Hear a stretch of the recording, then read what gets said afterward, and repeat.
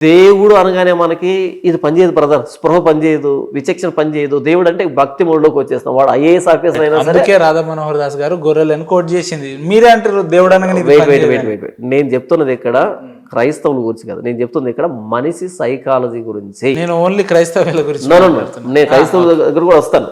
మనిషి సైకాలజీ ఏంటంటే దేవుడు అనగానే వాడు ఐఏఎస్ ఆఫీసర్ అయినా ఇలా వచ్చేస్తాడు, ఇక రీజనింగ్ పక్కన పెట్టేస్తాడు. నో, మన రీజనింగ్కి అర్థం కాకపోతే అందకపోతే ఆయన దేవుడు కాదు, అప్పుడు ఆయన మూఢనమ్మకం అవుతాడు.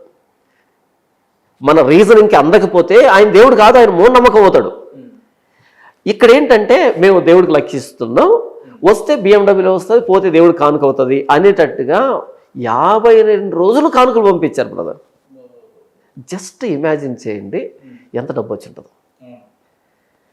పెట్టింది BMW కారు, రోజుకి ఇలాంటి 10 కొనవచ్చు, అంత కానుక వచ్చేసింది. చివరిలో ఒక పేరు వచ్చింది, ఆ పేరు గల వ్యక్తికి BMW కారు ఇస్తున్నా అని చెప్పాడు. ఇక డ్రామా చూడండి, మరలా ఆ వ్యక్తి నాకెందుకు BMW కారు, దీన్ని మరలా మీకే ఇస్తున్నాను దేవుడి పనికి. వాట్ ఏ స్కామ్ కదా, వాట్ ఏ స్కామ్ కదా. ఇప్పుడు ఈ వ్యక్తి ఇంత స్కామ్ చేసి ఇన్ని కోట్లు సంపాదించి ఇంత గోడౌన్ కట్టింది నేను కనుకుంటున్నాను. BMW ఆయనకే పోయింది, కానుకలు ఆయనకే పోయాయి, ఈ చర్చ వచ్చేసింది, ఇంత జరిగింది. ఇప్పుడు లక్షల మంది వెళ్తున్నారు. ఒక్క వారం వచ్చేటువంటి కానుక ఎంత వస్తుంది ఇమాజినేషన్కి అందదు, మీకు ఇమాజినేషన్కి అందదు. ఈ మెషిన్లు కౌంట్ చేస్తాయి కదా, అవి ఎన్ని గంటలు పనిచేస్తాయి తెలియదు మీకు వాటిని ఎంచడానికి. అర్థమవుతుందా? స్కామ్ ఉందా కల్వరి టెంపుల్ వెనకాల? ఇది నాకు తెలిసిన స్కామ్.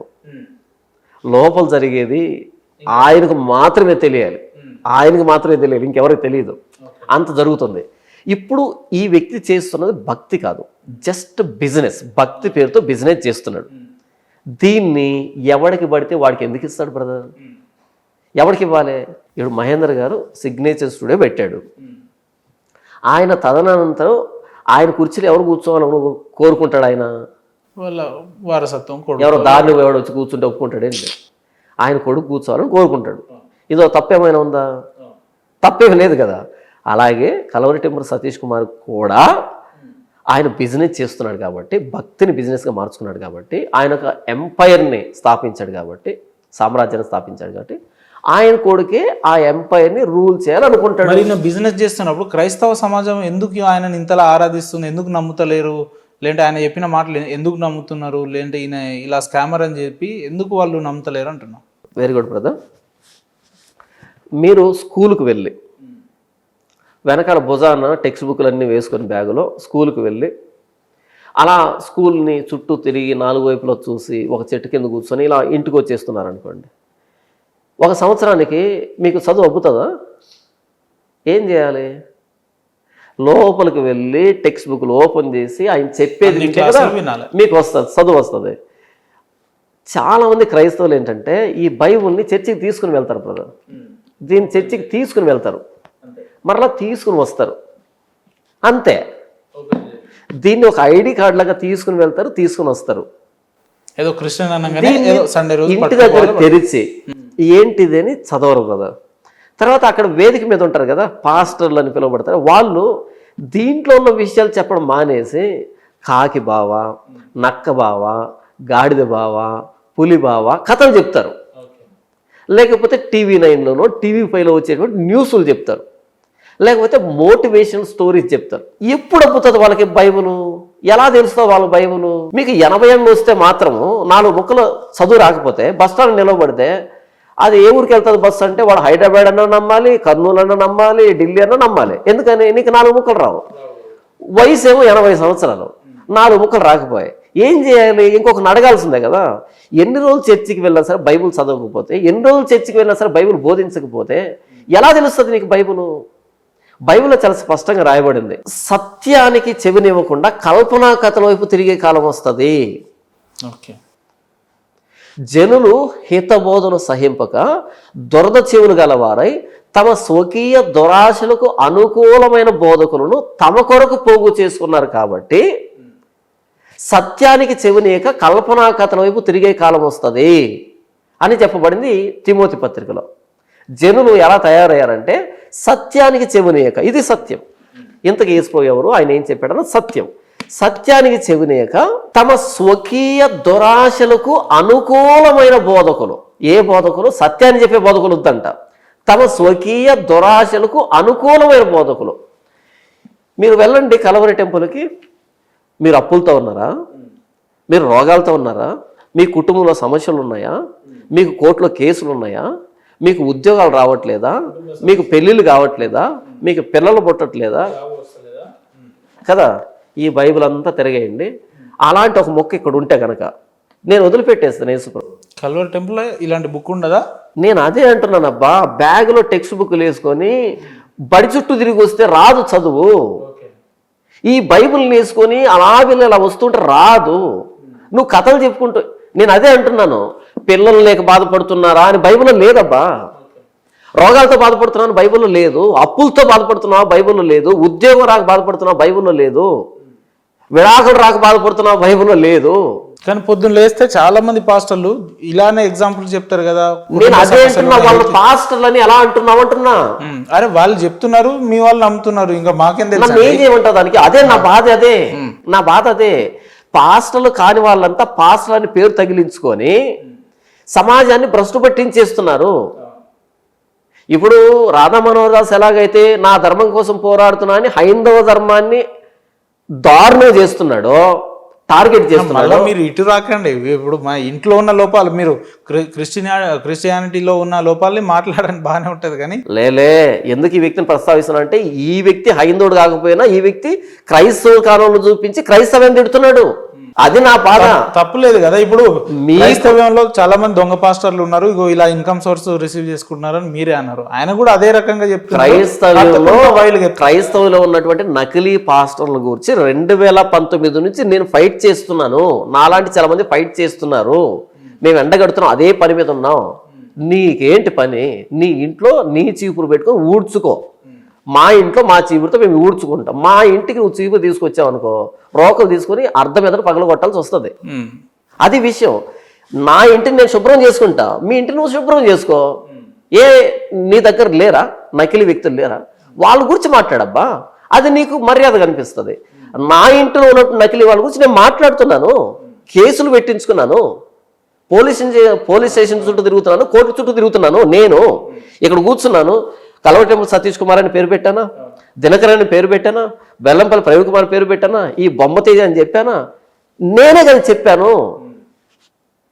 ఇక నువ్వెందుకు మాట్లాడతావు నా ధర్మం గురించి, నా విశ్వాసం గురించి? నువ్వు మాట్లాడినప్పుడు మనోభావాలు దెబ్బతింటాయి. ఇప్పుడు నేను మాట్లాడాను అనుకో, నేను పాస్టర్ని కదా, నా సమాజం ఏమనుకోదు, ఆయన బైబిల్లో ఉన్న చెప్తున్నాడు అని వీళ్ళు జాగృతం ఏమంటారు, ఎడ్యుకేట్ అవుతారు. అదే నువ్వు వచ్చి మాట్లాడేవనుకో బాగోదు. ఒక వ్యక్తి అంటాడు, క్రిస్టియానిటీకి ఒక వైపే చూసిరు కాయను, రెండో వైపు చూపిస్తామని ఒక వ్యక్తి అంటాడు, రెండు నా కొడుకలారా వేసేస్తామని ఒక వ్యక్తి అంటాడు. వీళ్ళు పాస్టర్ల ముసుగులు ఉన్న గుండాలా, రౌడీలా, లేదంటే ఏంది, ఏమన్నా ఇంకిత జ్ఞానం ఉందా, చదువు ఏం చెప్పాలి? ఎవరైతే ఏమంటారు మా క్రైస్తవం జరుగుస్తే నరికేస్తాం, పొడి చేస్తాం, కరి చేస్తాం అంటున్నారు, వాళ్ళు పాస్టర్లు కాదు, వాళ్ళు క్రైస్తవులు కాదు. వాళ్ళ స్వలాభం కోసం రెచ్చగొట్టే వ్యాఖ్యలు చేస్తున్నారు, అంతే. రెచ్చగొట్టే వ్యాఖ్యలు చేస్తున్నారు. అంటే కొంతమంది ఒక చెంప కొడితే రెండో చెంప చూపించని చెప్పిన యేసుప్రభుని నమ్ముకొని అవతల వ్యక్తికి భౌతికమైన దాడికి ప్రేరేపిస్తున్నాము అంటే క్రైస్తవులు ఎలా అవుతాం? ఇది బేసిక్ అబ్బా, ఇది ఫండమెంటల్ ప్రిన్సిపల్. ఇది ఇప్పుడు నేను గాంధేవాదిని అని చెప్పి క్వార్టర్ ఎత్తాను అనుకో, కాంట్రడిక్షన్ కదా. క్రైస్తవ సమాజం ఎవరిని నమ్మాలన్నా, ఏదైతే మెయిన్ పిల్లర్కి, క్రిస్టియానిటీకి మెయిన్ పిల్లర్ అయిన మీ వాళ్ళు కొంతమంది చెప్తే ప్రవీణ్ పగడాల వ్యక్తే అసలు పాస్టర్ అనేటోడు మందు ముట్టుకోవడానికి లేదు, వాసన చూడడానికి కూడా లేదంటే తెల్లార్లు దాగి అలా చనిపోయిండు. అంటే ఈ వీళ్ళు ఎట్లా ఏమన్నట్టు? ఒక్క విషయం ఏంటంటే brother, don't judge a book by its cover. ఒక పుస్తకాన్ని దాని కవర్ను బట్టి జడ్జి చేయకూడదు. ప్రవీణ్ పగడాల గారు, లేకపోతే జాన్ పాలో, లేకపోతే మాథ్యూనో, లూకో, వీళ్ళు తప్పు చేస్తే క్రైస్తవం చెడ్డదని కాదు. ఇప్పుడు నేను ఉన్నాను, రేపు నేనేదో ఒక బెట్టింగ్ స్కామ్లో బయటపడ్డాను అనుకో, ఉదాహరణ చెప్తున్నా, ఒక బెట్టింగ్ స్కామ్లో బయటపడ్డాను అనుకో, పాస్టర్లంతా బెట్టింగ్ స్కామ్లో ఉన్నారని కాదు, క్రైస్తవులంతా బెట్టింగ్లో ఉన్నారని కాదు. జాన్ పాల్ అనే వ్యక్తి బెట్టింగ్లో దొరికాడు అంతే. ఎవరో తాగారు, అది ఆయన వ్యక్తిగతం, మిగతా వాళ్ళ సంబంధం లేదు. అది ఆ వ్యక్తిని చూపించి మొత్తం వ్యవస్థని అలాగే చిత్రీకరిస్తే అది ఇమ్మెచ్యూరిటీ. ఆ వ్యక్తి చెప్పే మాటలు వేల మంది విని మారొచ్చు, కానీ ఆ వ్యక్తి అనుసరించే పద్ధతులు మాత్రం సంబంధం లేదంటారు. అంతేనా? ఇప్పుడు ఎగ్జాంపుల్, నేను తప్పు చేసిన అండి, మీలాంటి వాళ్ళు ఏమంటారంటే అయినా నిన్ననే ఏం లాభం లేదు, మీ తల్లిదండ్రులు మిమ్మల్ని సరిగా పెంచలేదు అన్నట్టు ఎగ్జాంపుల్, రైట్? ఇప్పుడు పాస్టర్ అనేటోడు ఆయన తప్పు చేస్తే ఆయన నిన్ననే ఏం లాభం లేదు, నువ్వు నమ్ముకున్న ధర్మం అలాంటిది అని అనడంలో తప్పేముంది అంటున్నా. మంచి ప్రశ్న అడిగారు. నేను ప్రారంభం నుంచి ఇలాంటి వ్యక్తులందరూ అడుగుతున్నా కదా, రాధామనోహర్ దాస్ లాంటి వ్యక్తులని ఏమంటున్నా అంటే, నేను నమ్ముకున్న బైబిల్లో తప్పు ఉంటే చూపించు అని అడుగుతున్నా, సవాల్ చేస్తున్నా. నేను నమ్ముకున్న బైబిల్లో తప్పు ఉంటే నీకు చేతనైతే ఒక్క తప్పు చూపించు. ఒక్కటి కాదు, అసలు తప్పుల తడగలు అదే బుక్కే ఉంది, కానీ అది ఆ బుక్ అదే లేదు, బయట కాదు మాట్లాడాల్సి ఉంది. నేనుగా సవాల్ చేసి లిఖితపూర్వకంగా రాసి ఉంచిండు, అది నేను మీకు నాకు తెలిసి ఇంటర్వ్యూ అయిపోయిన తర్వాత లిఖితపూర్వకంగా రాశాడు. నేను దాన్ని తీసుకొని గాల్లో చెప్పమంటావా ఏంటి? ఎవరికి చెప్పాలి? నేను ఆయనకి చెప్పండి, ఏముంది, ఆయన పట్టుకొచ్చి కూర్చోబెట్టండి అంటున్నా నేను. అదే నేను అంటున్నా, ఆయన పట్టుకొచ్చి అక్కడ కూర్చోపెట్టి రాధా మనోహర్ దాస్ గారితో డిబేట్ రావడానికి సిద్ధంగా ఉన్నారు, క్లియర్ కట్ గా అయితే. సిద్ధంగా కదా, ఎప్పుడెప్పుడు అని ఎదురు చూస్తున్నాను. మొట్టమొదటి సిగ్నేచర్ స్టూడియో ఇంటర్వ్యూలో మహేంద్ర గారిని అడిగాను, దయచేసి ఆ మేధావిని తీసుకొచ్చి అక్కడ కూర్చోబెట్టండి. ఆయన ఏమన్నాడు మరి మహేంద్ర గారు అడిగి ఉంటారు, ఆ వ్యక్తి రానని ఉంటాడు అంతే. చెప్పలేదా నియమ నిబంధనలు కొన్ని ఉన్నాయని చెప్పి? నేనున్నా బ్రదర్. ఇప్పుడు మీరు నాకు ఫోన్ చేశారు ఇంటర్వ్యూకి రమ్మని, మీ అర్హతలు నేను ఏమైనా అడిగానా? అంటే మీకు తెలుసు కదా, నేను అడిగానా? మీకు తెలుసు కదా నా అర్హత ఏందనేది. నేను ఏమంటున్నానంటే, మన ఇద్దరం కూర్చున్నాం ఇక్కడ, ఎవరి అర్హత ఏంటో వాళ్ళు డిసైడ్ చేస్తారు. అల్టిమేట్లీ వాళ్ళే కదా. Let audience decide. మన క్వాలిఫికేషన్ మన అర్హత ఏంటి వాళ్ళు డిసైడ్ అవుతారు. నేను నీ అర్హతలు చెప్పాల్సిన అక్కర్లేదు, మీరు నా అర్హతలు చెప్పాల్సిన అక్కర్లేదు. ఇంకా ఆడియన్స్ ఎందుకు? మనం 4 గోడల మధ్య మాట్లాడుతున్నాం కాదు, 4 దిక్కుల్లో మాట్లాడుతున్నాం కెమెరా ముందు. ఇందాక నేను మీకు చెప్పిన కదా, మిమ్మల్ని ఏం లాభం బైబిల్ అనొచ్చు అని. ఎందుకన్నా ఆ మాట అంటే, ఇప్పుడు పాస్టర్ల ముసుగులో చేసే వ్యక్తులంతా కూడా ఇప్పుడు అంటే ఇతర సమాజం, ముస్లింలు కావచ్చు, హిందువులు కావచ్చు, ఏమనుకుంటున్నారు కొంతమంది పాస్టర్లను చూశానంటే, రైట్, క్రిస్టియానిటీలో ఇలానే ఫేక్ అడిక్షన్స్ ఉంటాయి, క్రిస్టియానిటీలో ఇలానే ఫేక్ న్యూసెస్ ఉంటాయి, ఇదే క్రిస్టియానిటీ, ఇగో వీళ్ళు కనిపించే వాళ్ళే పాస్టరు, ఇగో వీళ్ళు చెప్పేదే అబద్ధం, ఇగో ఇదే క్రిస్టియానిటీ అనే ఒక కామెడీ పీస్ అయిపోయింది. మీరు పరిశుద్ధ గ్రంథం అంటున్నారు కానీ బైబిల్ అనేది ఒక కామెడీ పీస్ అయిపోయింది. ఆ రకంగా పోర్ట్రేట్ అవుతుంది అంటున్నారు. వీళ్ళు చేస్తున్నారు అట్లా. మీరు చెప్పే కొంతమంది పేర్లు 200 మంది పేరు చెప్తా అన్నారు, వాళ్ళ వల్ల ఇట్లా అవుతుంది. చెప్తాను నేను, bad apples are everywhere. Bad apples are everywhere. ప్రతి చోట చెడిపోయిన యాపిల్స్ ఉన్నాయి, కానీ అన్ని చెడిపోయిన యాపిల్స్ కాదు, బట్ చెడిపోయిన యాపిల్స్ ఉన్నాయి. Bible comedy. చెడిపోయిన వ్యక్తులు అందరూ క్రిస్టియానిటీని నమ్ముతారు, బైబిల్ ని నమ్ముతారు. ఒక వ్యక్తి అంటాడు, నేను గతంలో బాగా డ్రగ్స్ తీసుకున్నా, అమ్మాయిలతో పోతుండే, కేసులు చేసిన అంటాడు. నేను దాని దగ్గర కోసం ఫస్ట్ ఒక స్టేట్మెంట్ క్లియర్ చేద్దాం. మీరు ఏమన్నారంటే బైబిల్ని కామెడీ బుక్ అన్నారు. ఇది కామెడీ బుక్ ఎప్పుడవుతుందంటే, ఇందులో కామెడీ ఉంటే ఇది కామెడీ బుక్ అవుతుంది. దీన్ని పట్టుకున్న వాళ్ళు కమీడియన్స్ అయితే ఇది కామెడీ బుక్ కాదు. ఓకే, వాళ్ళు మాత్రమే కమెడియన్స్ అయితే. పట్టుకున్న వాళ్ళు కమెడియన్స్ అయితే ఇది కామెడీ కాదు, కామెడీ బుక్ కాదు. ఇందులో కామెడీ ఉండి పట్టుకున్నవాడు కమెడియన్ కాకపోయినా ఇది కామెడీ బుక్ అవుతుంది. కానీ పట్టుకున్నాడు కమెడియన్ అవుతుంది. నీకు మాట చెప్తాను బ్రదర్, నా దగ్గర 500 రూపాయలు నోటు ఉంది, దాన్ని ఇలా తీసి ఇలా క్రంబుల్ చేసి మడిచి దాన్ని డస్ట్బిన్లో విసిరేశాను. డస్ట్బిన్ అది, అందులో చెత్త చెదారం అంతా ఉంది.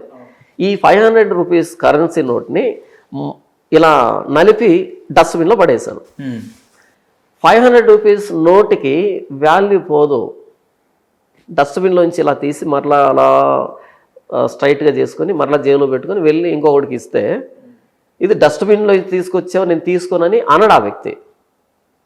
అది డస్ట్బిన్లో ఉన్నా జేబులో ఉన్నా అది 500 రూపాయల నోటే, పైసలు దాని వాల్యూ దానికి ఉంది. అయితే దాన్ని అలా మడిచి వేశాడే వాడు మూర్ఖుడు, దాని వాల్యూ తెలియలే వాడికి. ఈ పుస్తకంలో విషయం ఉంది, ఈ పుస్తకంలో సత్యం ఉంది. దీన్ని పట్టుకున్నవాడు తొట్టుపడొచ్చేమో, ఆ తొట్టుపాటు దీనికి సంబంధం లేదు.